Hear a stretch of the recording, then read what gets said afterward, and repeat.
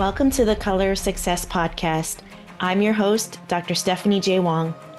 Many of us are feeling a wide range of emotions: sadness, anger, fear, sometimes hopelessness and helplessness. This season, we will be exploring all the feelings and ways to empower each other to take action. So, let's go. Game on.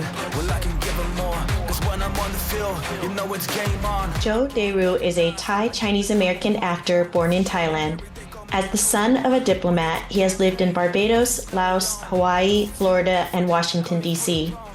After graduating from IMG Sports Academy in Florida, he played college baseball and also played internationally post-grad before moving to Los Angeles in 2017.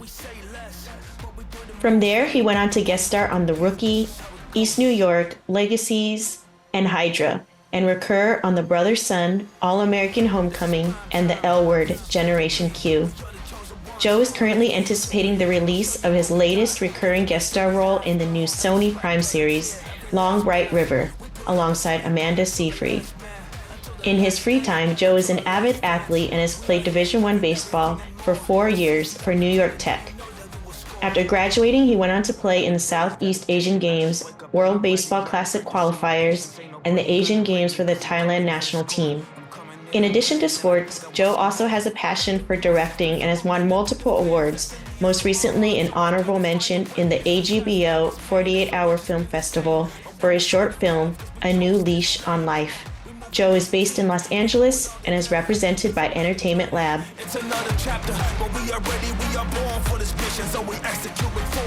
So, Yeoh, thank you so much for joining me today on the show. We have a lot to get into with your very, very interesting background. All right, let's do it. Glad to be here. So thank you for having me on.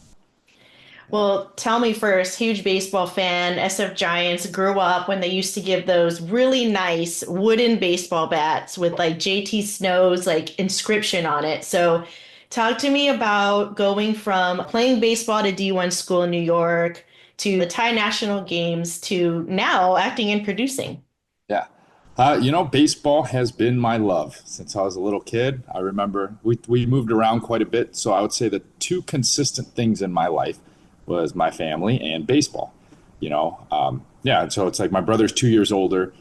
A lot of our activities growing up was traveling, playing in tournaments, and it was like our family affair. Our family love was with the game. And today's opening day. I actually have the games on. Yes, and my brother, that's funny, lived in San Francisco. So when I would go and visit him, it'd always be around making sure the Giants were playing at home and we could go to a game, But yeah, I mean, that's kind of been, I would say, a huge part of me as a person, and a lot of the skills I feel like I use now in entertainment, acting, in terms of like my competitive nature, my motivation, my work ethic. I feel like a lot of this stems from playing baseball and the habits that you kind of pick up, playing a sport. I'm curious, tell me about the positions you've played throughout your life. And I'm just so curious. So tell me like what you learned from those situations. What was your favorite position to play? Okay, so I played mainly center field. I was a switch hitter. I could run. I loved playing center. I think the infield is fun. When I was younger, I would play, shortstop, second base, third base. But in high school, probably around my sophomore year, that's when I moved to the outfield, and I basically just stuck there through college and then throughout the rest of my playing days. But I went to IMG Academy, which is like a sports boarding school in Florida. So that's definitely when baseball kind of took the next serious step. You're surrounded by, kids who are getting drafted and committing to schools early. So it was a really fun environment, but outfield mostly. So you said that your experience in baseball really helped you in acting and producing. Could you talk more about that? Yeah. So I would say, and I've had this conversation with some of my friends, I think entertainment has to be one of the more challenging careers out there, right? There's a lot of people all over the world who want to get into it. It's a numbers game. I'm not going to say that there's only a limited amount of spots, but like it is very competitive. Like a lot of people move to LA or New York or any of these big hubs to pursue it. And it is, the cream rises to the top, survival of the fittest, all these kind of different sayings that you can say. But yeah, I mean, with sports, you get in what you put out, and I feel a lot of, I produce a lot of my own short films, and a lot of that is effort. It takes time, it takes planning, it takes effort, it takes collaborating with other people, which in the sports world is, working with your teammates and working with coaches and dealing with people. You're not going to love everybody, but you have to find a way to, kind of make it work. And I would say the biggest thing is the mental side of it, where things get hard, and that is life. And when you're in a competitive environment, it's important to mentally stay motivated, because if you're staying motivated, you're going to be able to put forth good effort. And so I would say that's kind of been the biggest thing with me is trying to make sure mentally I feel good so I can go out and put forth my best effort. So, I mean, talk to the kids and even adults, right? They hear no, meaning like you have to sit on the bench today, or, you're cut from a team. I mean, how do you deal with those kinds of disappointments even early on? It's funny. There's kind of a societal change, right? Now you look at college sports, how kids can transfer so easily now. Mm. If you're in an environment you don't like, what do? You leave. Where back in the day, it was, I mean, like for the NCAA, you would have to sit out if you wanted to transfer from like a D1 school to a D1 school. I felt like kids didn't transfer high schools as often. So I feel like now there's this idea a little bit more where if it's not a good situation or it's hard, I'm just going to leave and find a new situation. And I feel like there is a bit of, I mean, sometimes that you have to do that, right? But I think sometimes there's a bit of character building that happens when things don't go your way and you're not the guy and you're not playing and things are difficult. That's the reality. I mean, when I played baseball, it's funny, I coach some kids now, and there definitely is frustrating times that the parents will relay about playing time. Obviously, Yes. everyone wants to play, right? When you're hitting eighth or ninth, you want to move up in the lineup. So these are like all real things, and it's like how do you deal with it? How is your attitude towards it? Is it, man, this sucks, this is unfair, or is it, you know what, I'm gonna just put my head down and get to work, and my play will dictate how much playing time I'm getting or how many opportunities I'm getting. So yeah, I mean, I think that's the mental side of competitive sports that's really tough. It's You look at a really good high school player, they go to college. They're typically not going to be the best player on their college team. They start at the bottom and they work their way up. And then you go from college to pro ball, and then you go through the minor leagues. Like when these guys get called up to the big leagues, they're not penciled in the 3 spot and playing every day, right? It's like Nor is it permanent. it's very humbling. Like you just go there and you constantly have to prove yourself. Yeah. And like I appreciate that so much. Obviously, when you're in it, it's tough, but it's fun. Like I think there's nothing more fun than a good challenge.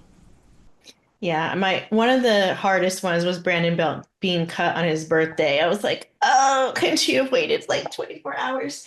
You lived in several areas, Thailand, Barbados, Laos, several US states. And, one of the things that I love about traveling is it really does expose you to all walks of life and how people think and behave differently and similarly. So how did having this international worldly, upbringing impact your understanding of people?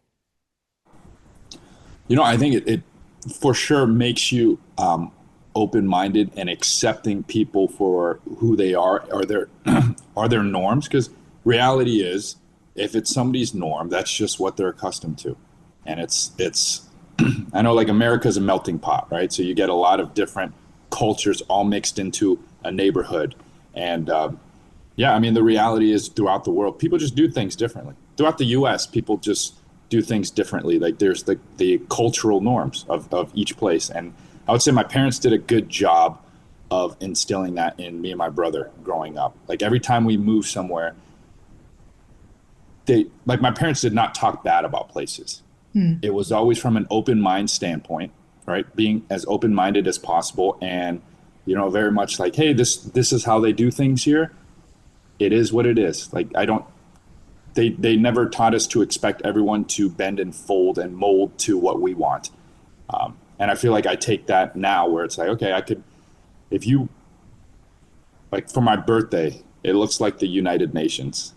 Like all the people who come, it's Love like that. people from like very different walks of life. We just get along because, they like sports or have a good sense of humor. So it's funny. Yeah. That's awesome. What challenges have you personally faced and how have you coped with them? A thing that my parents never really talked about was challenges. Hmm. So I don't know if, like growing up, we when when dealt with difficult situations, we were never taught to react in that way. It was always going from an open-minded standpoint. For example, when we moved around quite a bit, and I realize this when people ask me, and they'll say, "Hey," half the people will say, "Hey, it must have been really difficult to move, leaving friends, going to a new place if you didn't speak the language." And half the people would say, "Wow, that was so cool! Like it must have been so awesome experiencing new things." And I realized that from their answer, that kind of dictates, or that will kind of show how they would have probably reacted to Hmm. moving, right? So I would say my parents have they did a really good job of always having a positive light in whatever situation it was. And always, okay, if it's something new, it could be exciting. It could be, you don't know how good it could be. It was never, man, this could be really bad. And Mhm. so even a question like that, I have a tough time answering because yes, of course there's challenges, I feel like, in everyone's life, right? No matter how rich or poor or popular or this or that, everyone has their own challenges. And to them, if it's a challenge, then perception's reality. Then it's a big deal to them, you Mhm. know? Um, yeah, so I just try to look at things more as from a positive standpoint. I mean, it sounds like it served you really well because you've worked on The Brother's Son, and fought Michelle Yeah. Yeoh. And so tell me more about working on that series and what it was like. It was great. I love the show. I thought it was going to get picked up for another season. Oh, me I too. thought I was so disappointed. Yeah, it was really fun to be on that. They were very secretive with the script, so they would only show me the bits that I was in. So when I went in the first day I was there, we shot the scene of when Michelle was banging on the wall Yeah. and all that stuff. I had no idea I was like, I thought I was a cop, but it's like I had a scar on my face. So I was like, Yes. my good. So the showrunner was explaining to me, he's like, okay, so you're a cop, but you're a bad guy, and you're part of this group because they were very secretive about the script. So when I watched the show, I mean, that was pretty much me learning everything for the first time. But it was fun. She's so kind. She's so nice. The set was great. It was a very close group of people. I mean, it was a fun one to be on. Yeah, and a lot of action, a lot of great action that they had. So yeah, hopefully at some point they'll bring something back. But I exploded, so I don't think I'm coming. Yeah. I don't think I'll be part of that one. Unless it's like a sci-fi thing where you come back from the dead. But I mean, I loved the parallels and the stark contrast between the brothers and just how they each needed each other to kind of survive and, really deal with humanity. So there was a lot of like mental health messages in there that my psychologist brain can't turn off. So thinking about the projects that you've been a part of, and I'm all about like putting it out in the universe. So what would you like to produce or act in as your dream kind of role or film or short film? I would have to say a baseball project. I think that like The Rookie with Dennis Quaid is fantastic. Um, I mean, there's so many great baseball movies. I feel like The Sandlot. I remember going to Oh, yes. summer camp, and when it would rain, we would go inside and we'd watch The Sandlot. Or like, I mean, The Rookie is my favorite baseball movie of all time. But I feel that now, I mean, football is very popular with pop culture. I feel like basketball is more in than baseball is. So there's not really a lot of baseball. And when there is, like on TV shows, it's more about that's just kind of a side story. But like this baseball journey, a baseball film would be, to me, something I really want to do, and like a good one where it's like you have access to like major league stadiums and like Mm, real uniforms. I think the perfect game with Kevin Costner is yeah, they shot it in Yankee Stadium. So I think that would be yeah. I best. mean, saying Field of Dreams, we're talking, I mean, my nostalgic one was Bad News Bears because my dad would always play that one. Yeah, And it's just like the awesomeness of having a female pitcher and just like defying all odds. Like that was, there's some classic themes there. And it would be so great to have like representation of diverse players as well. I mean, now we have Shohei, which we're very happy for him to be, in California, but we wanted him so badly yeah, for San Francisco. So there is that representation, but it would just be so amazing to show, like you said, the UN of your birthday party, just like kind of represented, because I think baseball is one of those languages like music that you don't have to speak the same language because baseball is that. yeah. You Um, know, mhm. have you seen the movie Sugar? I haven't. It was a smaller film, but it's about a guy who came from the Dominican, and it kind of shows the him adjusting to U.S. life, and he doesn't make it at the end.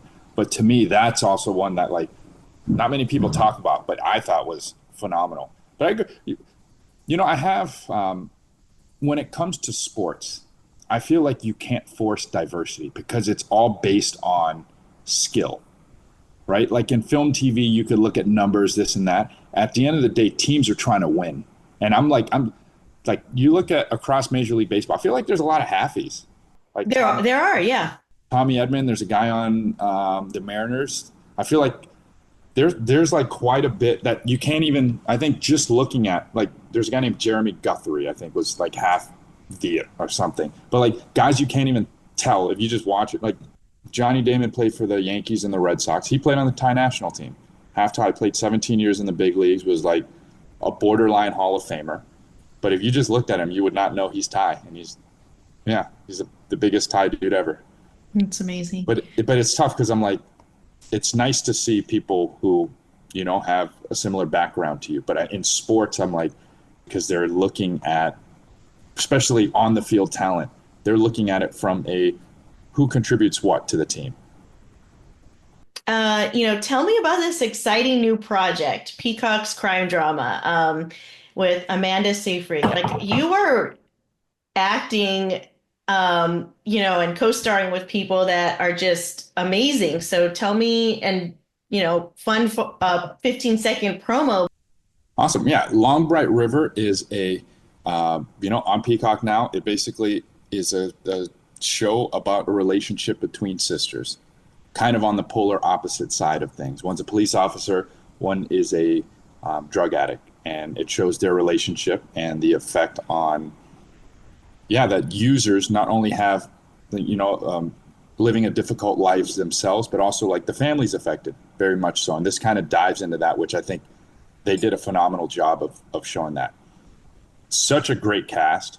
I feel like was working with a bunch of all stars on it, And Amanda's super kind, and it's fun to be able to, work alongside people who have been doing it for a long time, and you kind of just pick up little things here and there on how they approach scenes, and hopefully, I can use that for my next project. That's amazing. Yeah, I specialize in addiction treatment, so that's going to definitely be one to explore. So anything else that I didn't ask you that you wanted to put out there in the world? Hmm. I will say it's funny. So when you do, what is your focus on as a doctor? So I am a psychologist that I see homeless veterans and I help them find employment. We're talking all comorbidity of like substance use disorders, PTSD, TBI, all sorts of psychosocial issues. So we definitely see kind of the people struggling with chronic unemployment and homelessness. And so that's why I think, when we're saying we just need to house homeless people, it's very complicated because we also need to provide like the wraparound services. In private practice, I see folks mainly in tech, but a lot of AAPI folks that haven't been to therapy before. Yeah, because it's probably not, or it isn't a part of the culture. That is one of the interesting things about living in a bunch of different places is how people respond to different situations, and or people don't really like look at my Thai family. People aren't sitting around talking about their feelings. Hmm. That's like much more. That's much even in the sports world, people weren't really doing that. But like since I moved to LA, there's a huge difference between my friend groups in LA and how people communicate with each other compared to in my past life playing sports. Because it's like you stay even killed. How you present yourself is everything. You don't want to go too high, too low, And I feel like entertainment is all about expressing yourself. So it's like kind of like the two polar opposites. Well, the interesting part is we've had, guests on the show in entertainment who have struggled with like bipolar disorder and depression and just kind of what that looks like in terms of managing their recovery, and mental health while they pursue like these different experiences. And so it's really nice to kind of open up some of these conversations with them about how we can kind of destigmatize that because I think there's been quite a few actors that have said, I did these really dark experiences, especially the people that dive deep into like the psychological thrillers and things like that, or like have to dig deep in the worst part of humanity. And they have to go to therapy after because it's hard to separate like working on something for 14 hours and immersing yourself in that personality and then coming Yeah. back to regular life. It's tough. I'm sure it's a huge challenge. And so when you see patients, do you tend to see because of their family upbringing or their family situation that kind of play a huge role, or is it these things all happen post-war and they kind of flips a switch to how they behave?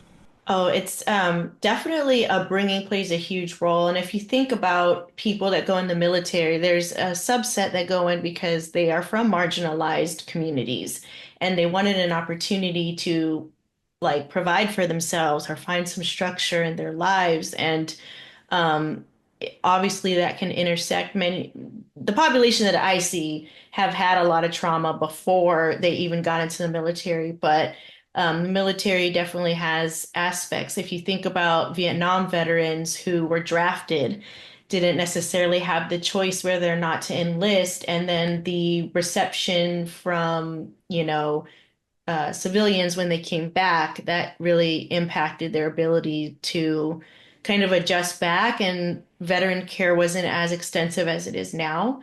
Um, and so it's really interesting to see as the generations move on. I'm sure you take quite a bit of flights, and now they thank service members for, their duty, and they allow them to go on the planes first. I mean, you think about Vietnam veterans coming back. I think Tom Cruise did an amazing job on his movie. And when he played a Vietnam veteran, and the reception of people throwing stuff at you, calling you a killer, and all these things, it's pretty complex in terms of like different eras, reasons for going in the military, how they were discharged, etc. So, I mean, I can go on for days, but it's definitely a complicated issue. So now that you mentioned the first on the plane, makes me think is like was that a conscious effort by the government to try to push that, or is it just individual companies just doing it? It's a good question. I mean, I've noticed it more on the airplanes, but I know that many companies have on Veterans Day, like give free meals. Yeah. And so I think in terms of civilian culture, and I think with the expansion of services was definitely a concerted effort to provide integrative care. Because my dad served, and Mhm. I feel like I have such an appreciation and respect for people who served, and it's Yeah. like you want them to be treated well. Like the most valuable thing you have is your life, and they deserve to be treated well when they come back, you know?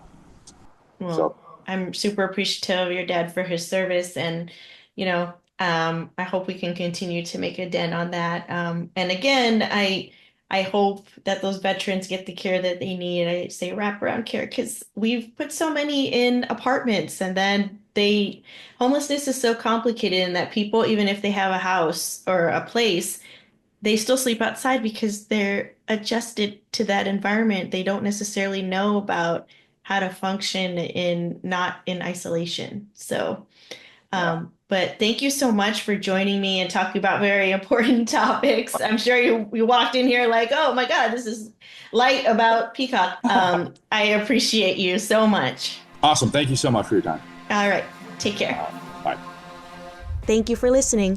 We would love for you to subscribe to the podcast and join our community on all our socials at colorsuccesspodcast.com. Looking forward to you checking out my memoir, Cancel the Filter: Realities of a Psychologist, Podcaster, and Working Mother of Color, on Amazon and wherever books are sold. I'd love to hear your Cancel the Filter moments.